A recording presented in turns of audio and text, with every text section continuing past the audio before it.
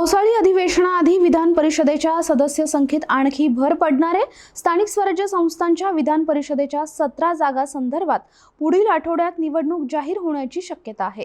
स्थानिक स्वराज्य संस्थांच्या निवडणुकाच राज्यात न झाल्यानं या मतदारसंघामध्ये पूर्वी निवडून आलेल्या आमदारांचा कार्यकाळ संपुष्टात येऊनही निवडणूक होऊ शकली नाही। अशातच गेल्या 2-2.5 वर्षांपासून आमदारकीच्या जागा रिक्त आहेत। काही दिवसांआधी स्थानिक स्वराज्य संस्थांच्या निवडणुका पार पडल्या। स्थानिक स्वराज्य संस्था मतदारसंघातील एकूण मतदार संख्येच्या 75% मतदार संख्या असेल तर विधान परिषदेची निवडणूक घेता येते। अशात आता 17 जागा संदर्भात पुढील आठवड्यात निवडणूक जाहीर होण्याची शक्यता आहे। विधान परिषदेच्या एकूण 78 सदस्य संख्येपैकी 22 सदस्य स्थानिक स्वराज्य संस्थांद्वारे निवडून जात असतात।